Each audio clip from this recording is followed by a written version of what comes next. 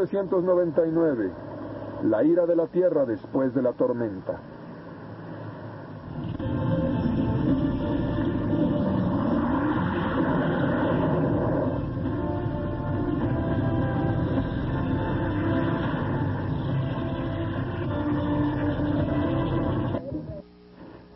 A las 3 de la tarde con 7 minutos del viernes 22 de enero, Su Santidad el Papa Juan Pablo II llegó a la Ciudad de México, iniciando así su cuarta visita a la República Mexicana. En el hangar presidencial el Papa es recibido por el presidente Zedillo y su señora esposa. El presidente afirma que México quiere, respeta y admira al Papa por traernos siempre un mensaje de paz que es ideal supremo de la humanidad. Por traernos un mensaje de paz. Cientos de miles de personas colman las calles y las banquetas en el trayecto que separa el aeropuerto del centro de la capital del país. En el Museo de la Ciudad de México, el jefe de gobierno, el ingeniero Cárdenas, entrega al Papa una llave de plata bañada en oro, la llave de la ciudad, y un pergamino que lo acredita como huésped distinguido. Al día siguiente, el Papa asiste a la Basílica de Guadalupe, en donde se celebra la conclusión de la Asamblea Especial para América del Sínodo de los Obispos. Ahí, Juan Pablo II entregó el documento que contiene la exhortación apostólica post-sinodal de la Iglesia en América, que marca las directrices a seguir por la Iglesia en los próximos años. Por la Asamblea Especial para América del Sínodo de los Obispos. El Papa habla en español, en portugués, en francés y en inglés, los 4 idiomas del continente. El Papa fue huésped de la familia Zedillo en la Casa Presidencial de Los Pinos. El domingo 24 de enero el Papa asistió a uno de los actos masivos más concurridos de su pontificado de 21 años.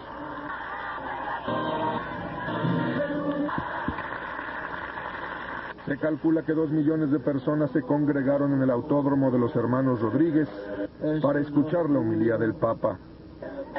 Un ambiente de fraternidad colectiva, de emoción compartida por cientos de miles que pernoctaron desde el día anterior, en espera de poder ver, así fuera desde muy lejos, la figura de uno de los grandes personajes del siglo XX. Un mensaje de aliento a los enfermos en el Hospital Adolfo López Mateos. Te pedimos, por estos hermanos enfermos, dales paciencia. La bendición papal a numerosos pacientes en estado terminal, aquejados de diversas dolencias incurables.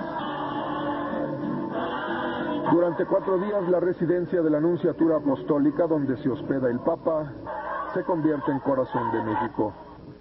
Respetuosos, los fieles se abstienen de llevar serenatas para permitir el descanso de su santidad.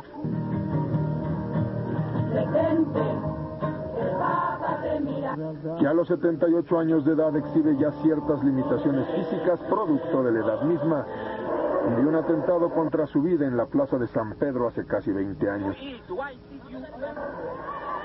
El lunes 25 de enero en el Estadio Azteca, un encuentro con las familias representantes de todas las generaciones de este siglo. Música, color, luz, fervor en el espíritu. México quiere al Papa, el Papa quiere a México. Hoy debo sentir, tú eres mexicano. El mensaje es para los jóvenes. El Papa los exhorta a ser mejores, a poner la ciencia, la cultura y el progreso al servicio del hombre. Y al día siguiente la despedida. En el hangar presidencial las golondrinas a un hombre que como ninguno es capaz de movilizar a decenas de millones de mexicanos por la certidumbre de su mensaje y el ejemplo de su rectitud moral.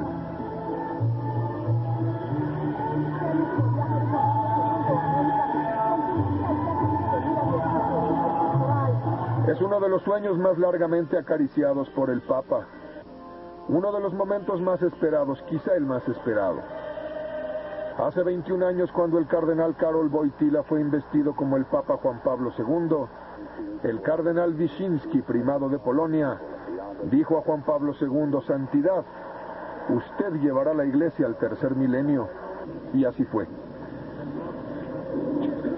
El día de Nochebuena de 1999, el Papa da inicio a las celebraciones del gran jubileo del milenio, que marca los 2000 años del nacimiento de Cristo. En la plaza de San Pedro se congregan más de 50,000 fieles de todo el mundo. La fachada de la basílica, sometida a un remozamiento durante 18 meses, aparece iluminada en toda su espectacular majestad. Juan Pablo II abre con sus manos la Puerta Santa, colocada en el atrio de la basílica en 1949 y abierta solamente en otras 2 ocasiones. 16 escenas de la salvación cubren las hojas de la puerta. Se escuchan notas de música del Japón y de Oceanía. 2 fieles de Nigeria hacen sonar trompetas de marfil. Se realza así el carácter universal de la Iglesia de Roma, que ha iniciado las celebraciones por el 2000 aniversario del nacimiento de Cristo, con un jubileo que se prolongará hasta el año 2001 y que incluye por primera vez un viaje de su santidad Juan Pablo II a Tierra Santa.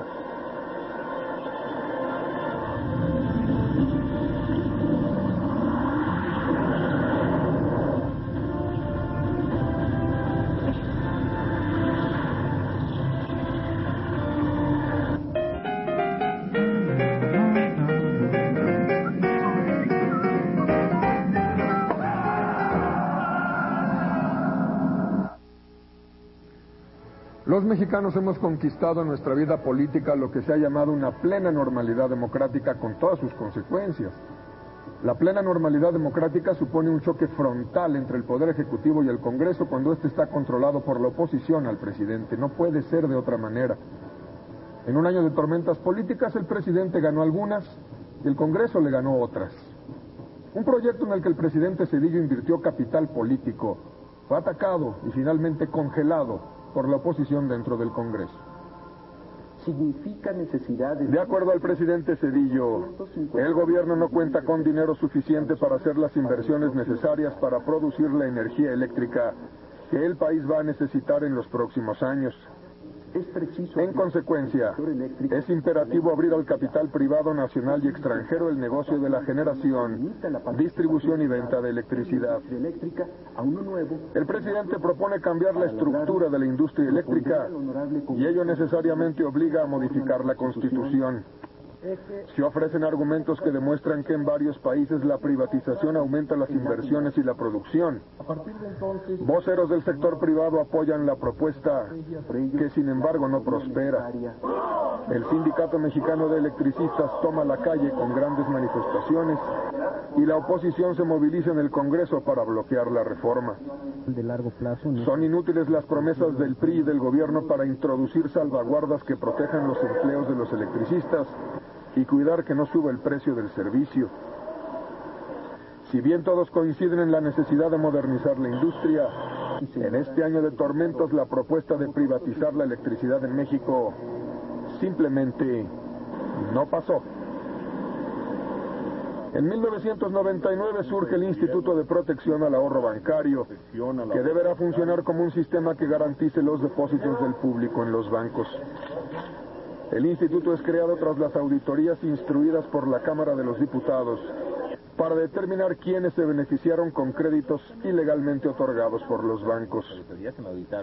Michael McKee, un auditor canadiense especializado en quiebras bancarias, recibe el encargo del Congreso de revisar los expedientes del FOBAPROA, antecedente del nuevo instituto. Tras 5 meses de trabajo y un costo de $20 millones, el auditor da a conocer los resultados de su pesquisa. Para la oposición ha sido un gasto inútil, pues no revela un solo nuevo dato importante. Desde la óptica del gobierno se prueba que en el rescate bancario no privó un clima de ilegalidad. En el informe Maki aparecen los nombres de banqueros procesados o prófugos como Carlos Cabal, Jorge Lankenau y Ángel Rodríguez. Se detallan montos de préstamos que los bancos hicieron a sus accionistas y que por no haber sido pagados serán liquidados por todos los mexicanos a través de los impuestos. el ahorro. Centro de la controversia del informe Maki. Que ahora se exhiben Ciertos fideicomisos radicados en Banco Unión a favor del Partido Revolucionario Institucional. Se trata, dice la oposición, de dinero que Carlos Cabal Peniche canalizó al PRI a través de empresas fantasmas, créditos que acabaron en el FOBAPROA y que serán pagados por el pueblo de México. La Secretaría de Hacienda se rehúsa, una y otra vez, a dar a conocer los fideicomisos alegando que la ley lo prohíbe por el imperativo de mantener el secreto bancario. En consecuencia, la información permanece guardada bajo 7 llaves. El costo del rescate bancario ronda ya los $80,000 millones. Las oposiciones en el Congreso impidieron que el total de ese compromiso se convirtiera en deuda pública y se obliga al Instituto de Protección al Ahorro a vender los inmensos activos que pasaron al FOBAPROA como consecuencia de la catástrofe económica del 95. Además, el Congreso se reserva la facultad de revisar año con año las operaciones del IPAB para determinar el monto del pago de los intereses que genera su deuda. El Congreso de los Diputados ejercerá una estrecha labor de vigilancia y le negó al gobierno un cheque en blanco. No obstante ello, un grupo de presión que dice representar a deudores de la banca, conocido como el Barzón, intenta amedrentar a los diputados asaltando al lomo de sus jacas las rejas del edificio del Congreso. Antes, han permanecido durante una semana en el Zócalo, convirtiendo la Plaza de la Constitución en un establo con estiércol y orines de mula. Hasta ahora los delitos cometidos en el asalto a las instalaciones del Congreso permanecen sin castigo. La noche del 1 de septiembre, el presidente de la República presentó al Congreso un mensaje al país con motivo de su 5º informe de gobierno. Un balance en el que el señor Zedillo destacó los logros de su administración en el combate a la pobreza, en el aumento del esfuerzo educativo, en el crecimiento económico, en el descenso de la inflación, en el relanzamiento productivo del país. El presidente abordó el avance democrático en los procesos electorales, la libertad de expresión, la libertad de prensa. A través de las palabras del doctor Zedillo, se dibujó un perfil optimista de la realidad nacional. En su calidad de presidente de la Cámara de Diputados durante el mes de septiembre, responde al informe el diputado del PAN Carlos Medina Plasencia, quien en un acto inédito y en un tono insólitamente directo y duro, reclama al presidente el incumplimiento de promesas y la persistencia en una retórica vacía y desgastada. El señor Medina denunció que el ingreso nacional continúa concentrado en grupos vinculados estrechamente al gobierno y advierte sobre la ineficiencia y corrupción en el aparato administrativo. Medina Plasencia señala que no habrá fortaleza económica ni progreso social mientras no existan gobiernos legítimos, competentes y serviciales que hagan vigente en la realidad el Estado de Derecho. El discurso del diputado Medina Plasencia fue interrumpido en numerosas ocasiones por diputados del PRI que vociferaban insultos y denuestos. Alegaban que se violó un compromiso con todos los partidos. Pero en lugar de escuchar, para luego debatir las ideas del oponente, solo atinaban a gritar, entre otras cosas, mariquitas sin calzones. El presidente Zedillo escuchó impávido los reclamos del diputado Medina y cuando éste logró concluir, se despidieron con un apretón de manos, en una muestra de civilidad política que contrastó con el escándalo protagonizado por los miembros del partido del gobierno en la Cámara de los Diputados. La plena normalidad democrática se ejerce también en el debate sobre el destino del dinero público, y este fue el caso de la discusión sobre el presupuesto de gastos para el año 2000 en la Cámara de Diputados. En un hecho sin precedentes, el proyecto de presupuesto presentado por el presidente fue impulsado por el PRI, que no logró imponerlo, e impugnado por la oposición, que no logró bloquearlo. Para sorpresa del bloque opositor, algunos diputados cambiaron de camiseta y votaron con el PRI. Vicente Fox y Cuauhtémoc Cárdenas denunciaron la compra de votos, mientras que otros diputados iracundos lanzaban monedas e insultos a quienes misteriosamente habían cambiado de parecer. Tras negociar con los secretarios de Hacienda y Gobernación, los 5 grupos parlamentarios acuerdan que el proyecto de presupuesto elaborado por la oposición se presentará por consenso y será aprobado en lo general. Se produjeron